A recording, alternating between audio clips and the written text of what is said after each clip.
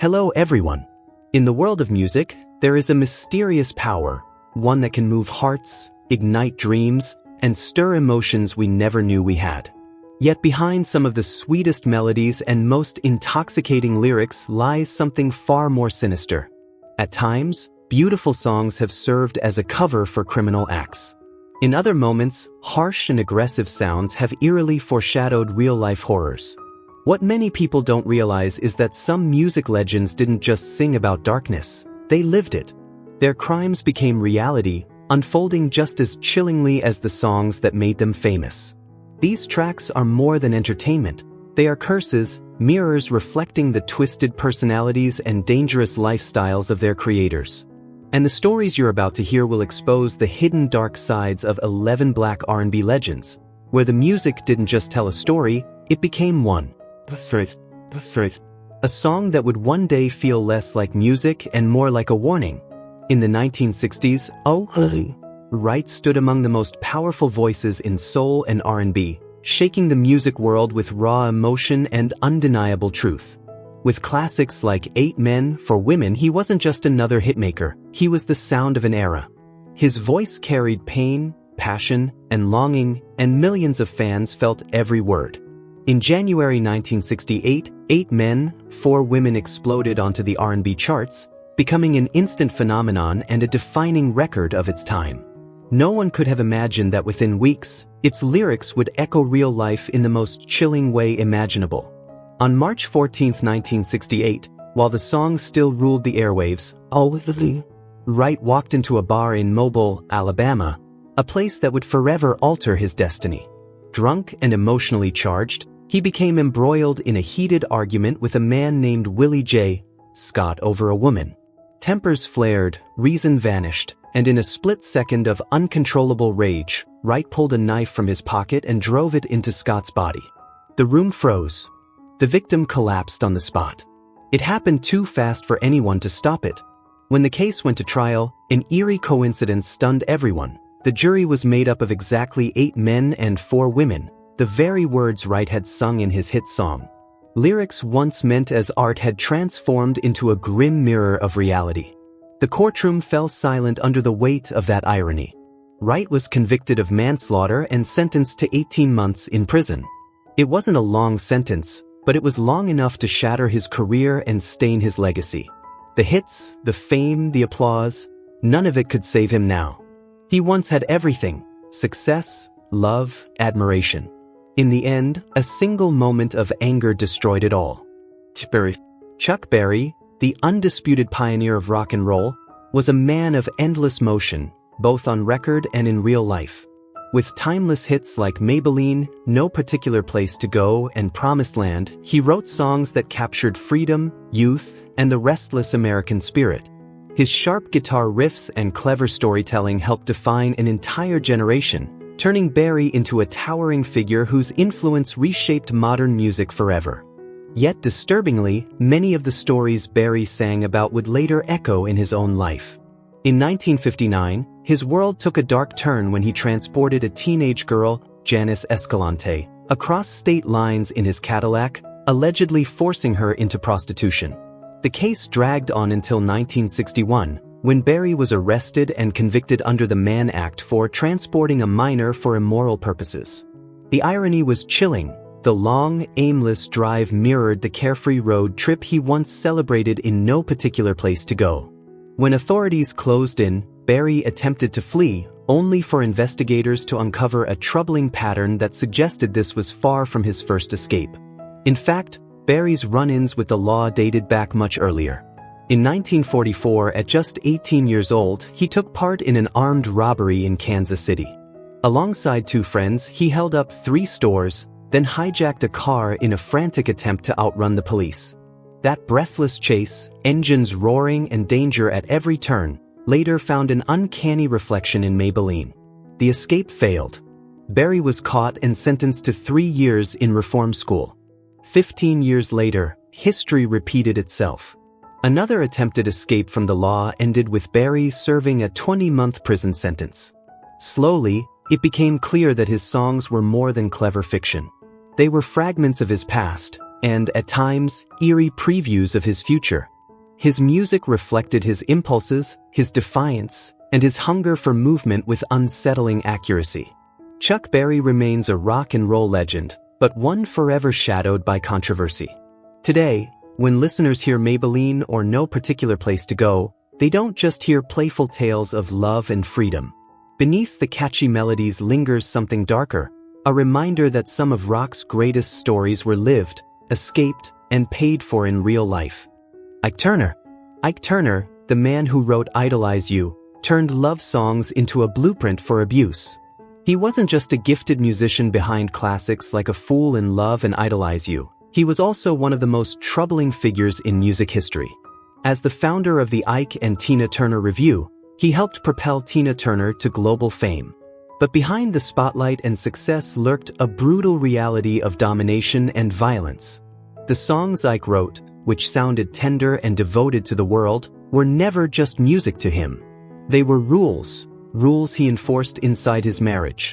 From 1962 to 1976, Tina Turner lived what she later described as a personal hell. Lyrics from A Fool in Love, 1960, and Idolize You, 1961, stopped being romantic expressions and became a code of control that governed her life. Ike didn't want a partner. He wanted ownership.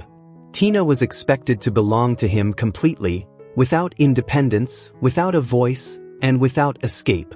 Whenever Tina tried to leave, violence followed. A stick, a telephone cord, a shoe, even a coat hanger, anything within reach could become a weapon. In Ike's mind, lines like, "I trust my man in everything he do," and "I'll do anything he wants me to do," were not lyrics, they were unbreakable laws. For 16 long years, Tina endured pain under those rules. Ike lived out the fantasy he sang about in Idolize You, "Make You My Pet." In 1974, just before a major performance, consumed by rage and paranoia that Tina was cheating, Ike brutally broke her jaw. He reportedly told her coldly, "You're mine." The words echoed his own songwriting, "I want you to be mine." But what he called love was never love. It was possession. In 1976, Tina finally escaped. Even then, Ike refused to let go. He allegedly hired people to track her down, threatening her life. To him, Tina was no longer a human being. She was property, something to be controlled at any cost. Ike Turner's life stands as a haunting reminder of how beautiful melodies can mask dangerous beliefs. While the world swayed to romantic lyrics, behind the curtain was obsession, cruelty, and unchecked power. Songs that sounded like devotion became, when taken to life's extreme, a roadmap to abuse, and ultimately, to crime. James Brown. James Brown. Rage and crime. When revenge lyrics spilled into real-life violence. A towering legend who helped shape soul and funk, James Brown defined generations with timeless hits like I Feel Good and Papa's Got a Brand New Bag. Crowned the godfather of soul, he stood as one of the most essential figures in American music history. Yet behind the swagger and spotlight lurked a darker story, one chillingly echoed in his song The Payback, a hard-edged anthem about vengeance. In 1988, Brown didn't just perform those lyrics, he lived them. After using PCP, a powerful hallucinogen, paranoia and jealousy consumed him amid turmoil with his third wife, Adrienne Rodriguez. His rage spiraled out of control. Armed with guns, a shotgun and an AR-15, Brown stormed into an insurance meeting at his office, firing wildly into the ceiling while screaming, "Payback time! This is payback time!" The moment felt like a scene ripped straight from the song he had written 15 years earlier, as jealousy and fury drove him to the brink. The chaos didn't end there. Brown fled at high speed, leading police on a 6-mile chase. This wasn't a desperate escape, it was aggression. He deliberately rammed police cars, still shouting about revenge when he was finally arrested, obsessed with a betrayal he believed had occurred, even though he had no proof his wife was unfaithful. The incident sent shockwaves through the music world and severely damaged his public image. Convicted on 7 charges, including assault with a deadly weapon, resisting arrest, and dangerous driving, James Brown served 26 months in a South Carolina state prison. Yet prison brought no lasting reckoning. In the years that followed, he repeatedly violated probation and was arrested again for violent behavior, including shooting at his wife's car in 1998 and choking his fourth wife in 2004, all fueled by suspicions of infidelity. In the end, the payback wasn't just a song. It became a dark prophecy, one that followed James Brown off the stage and into his own life, where anger and vengeance proved far more destructive than any lyric. Johnny Watson. Johnny Watson singing Gangster of Love on stage, then, shockingly, living it off stage. An indispensable figure in blues and funk, Johnny Guitar Watson helped shape the sound and attitude of American music. A brilliant guitarist with razor-sharp instincts, he wasn't just known for hit records, but for a bold, unmistakable style that blurred swagger with soul. From the original 1957 release of Gangster of Love to its revival in the 1970s, the song cemented his legacy, ensuring his name would forever echo through conversations about American music history. But behind the charisma and talent, reality took a dark and unexpected turn. In 1961, at just 24 years old, Watson didn't merely sing about the outlaw life, he stepped straight into it.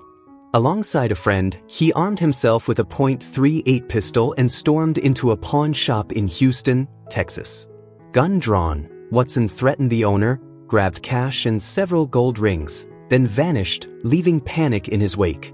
4 hours later, the fantasy collapsed. Police arrested him, and Watson was convicted of armed robbery, sentenced to 18 months in federal prison.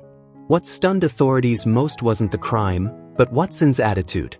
During interrogation, he showed no fear, no remorse.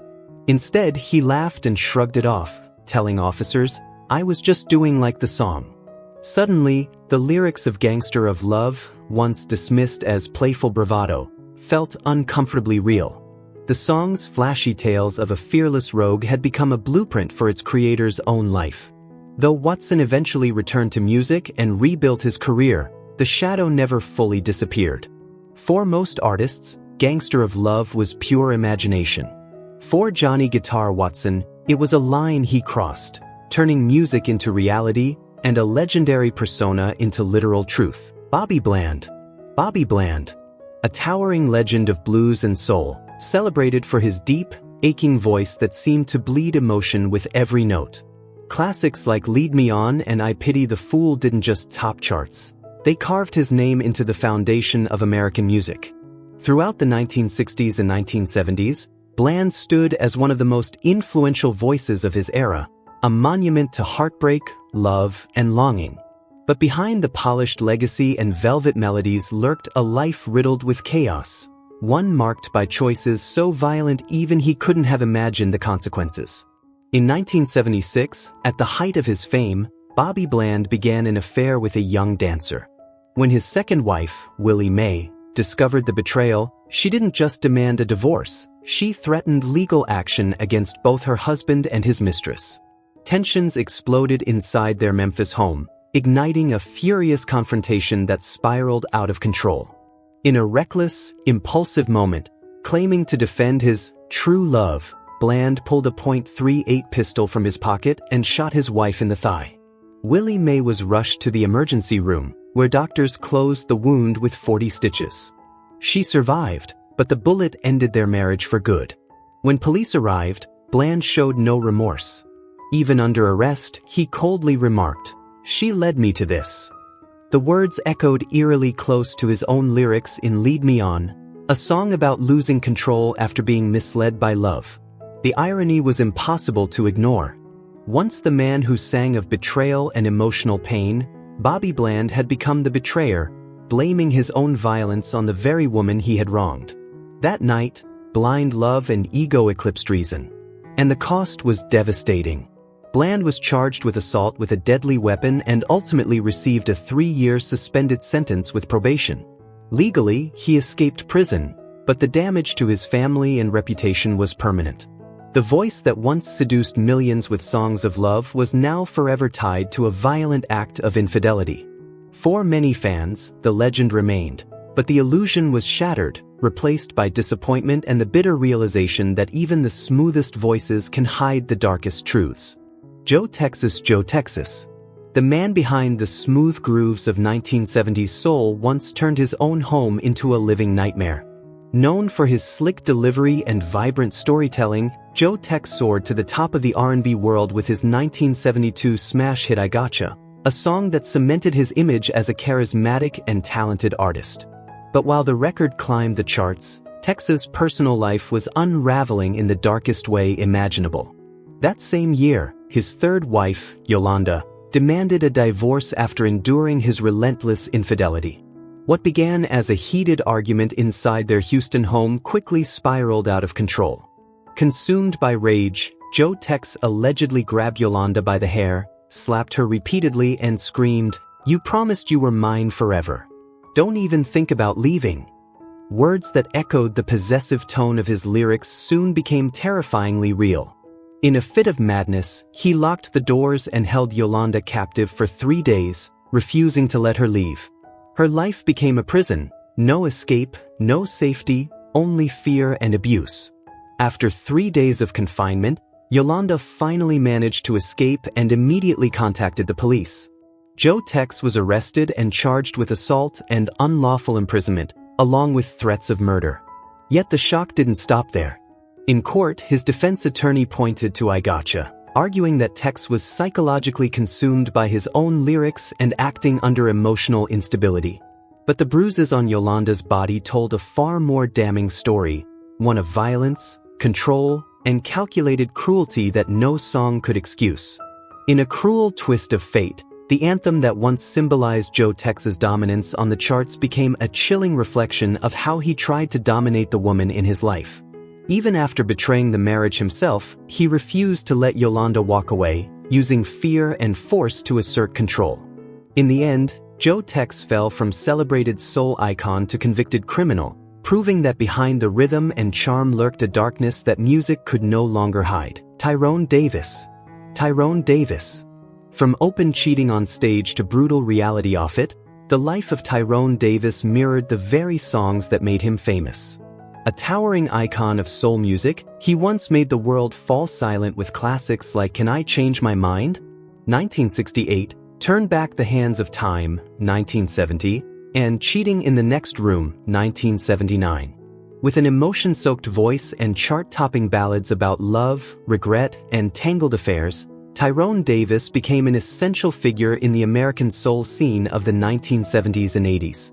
But behind the spotlight and the applause, his personal life played out like a dark, endless verse of his own lyrics.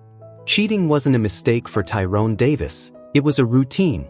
He was a man ruled by desire, unable to resist temptation, fathering an estimated 12 to 15 children with 8 or 9 different women.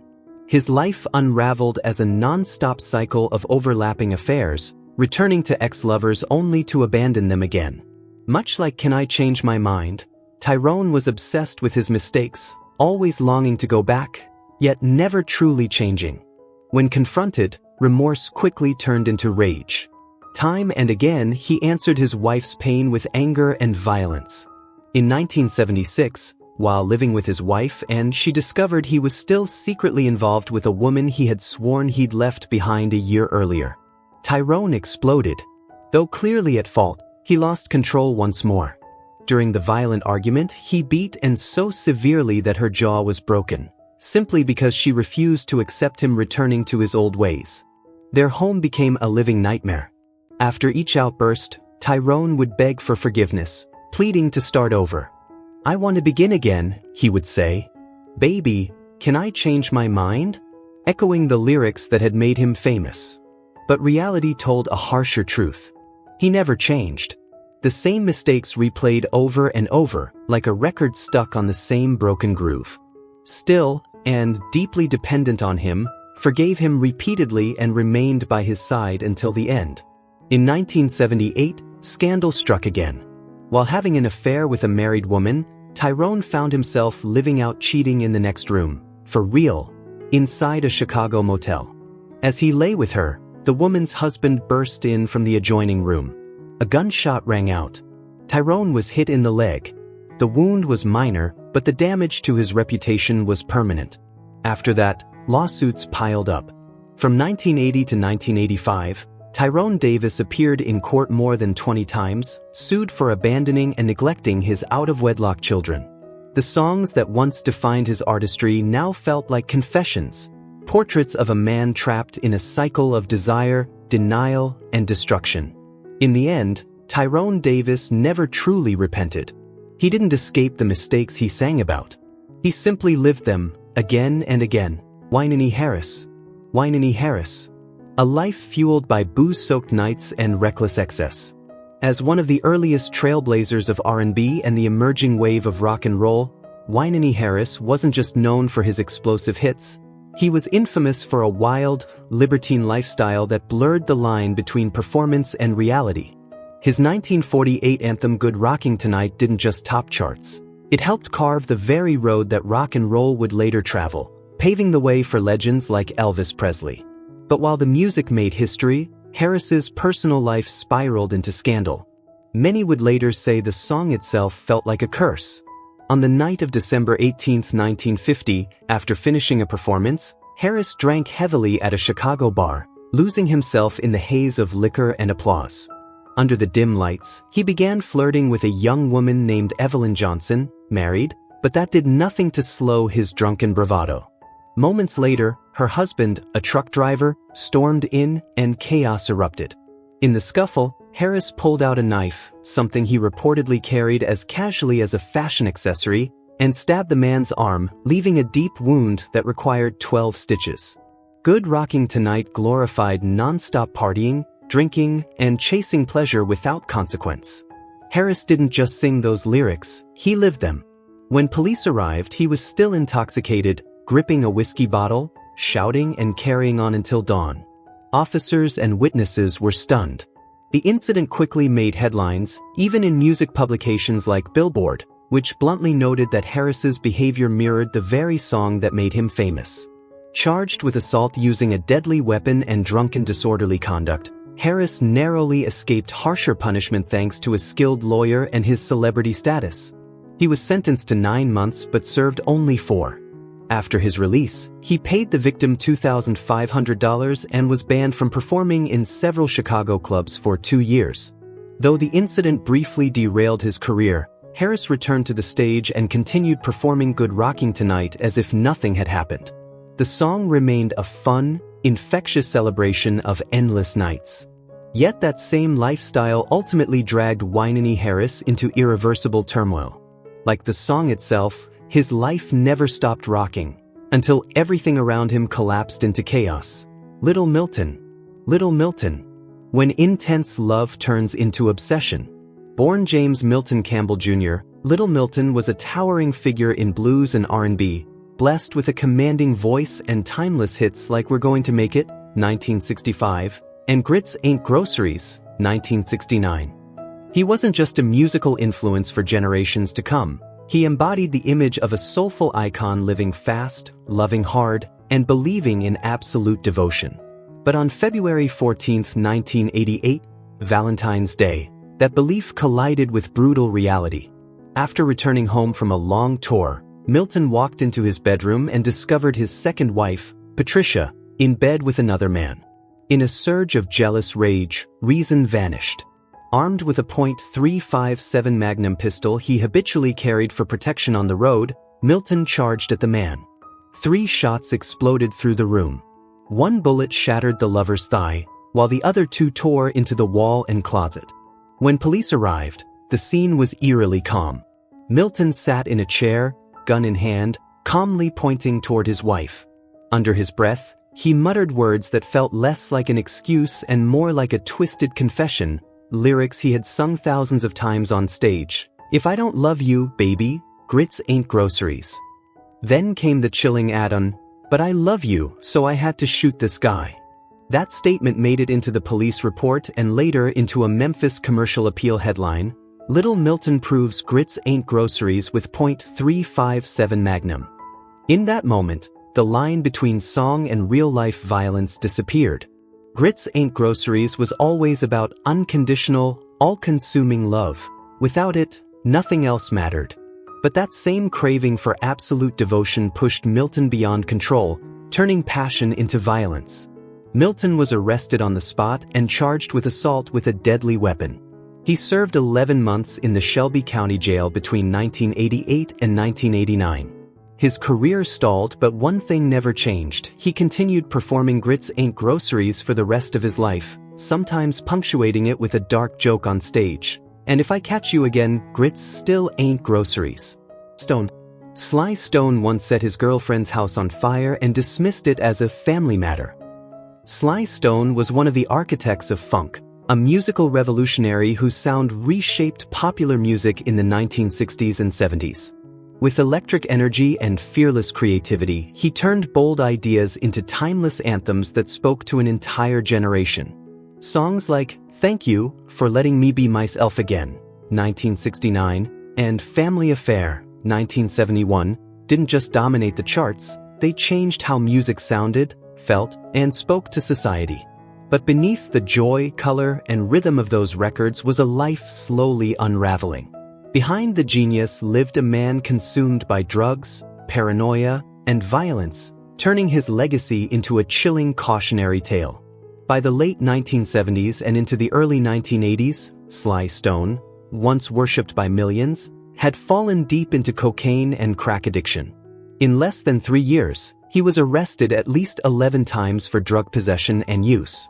Yet drugs alone weren't what finally pushed him to the edge.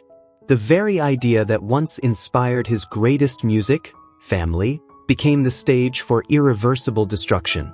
In 1987, while under the influence of cocaine, Sly threatened his girlfriend and young son with a gun. Chaos erupted. Neighbors rushed in, police were called, and as people tried to intervene, Sly screamed in fury, "This is my family," echoing the very words he immortalized in song, "It's a family affair." He was convicted of assault with a deadly weapon, but this incident was only one stain in a rapidly collapsing life. By 1989, Sly Stone had reached rock bottom. Lost in addiction and rage, he set fire to his girlfriend's apartment after she refused to give him money for methamphetamine. The act led to arson charges, court-ordered restitution, and a ban from contacting her. Still, even in court, Sly insisted it was nothing more than a family matter. Ironically, the lyrics he once wrote suggested that conflict, jealousy, and pain were natural parts of family life. In his performances, his weary voice hinted at resignation, as if harmony was an outdated illusion and outside help was never welcome.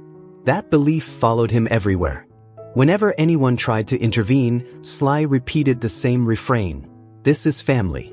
In the end, his life sank deeper into cocaine and crack, leaving behind a musical legacy forever tangled with scandal and tragedy. From genius to ruin, Sly Stone destroyed himself, shattered his family, and spent his final years in poverty and homelessness. A legend who lost everything. No one could have imagined that these timeless songs were not just creative expressions, but eerie prophecies, melodies that mirrored real crimes and real suffering. How do you see these chilling coincidences? Were they accidents, or the inevitable outcome of art born directly from a troubled soul? Share your thoughts in the comments below, and don't forget to subscribe so you don't miss more hidden truths behind celebrity lives. See you in the next video.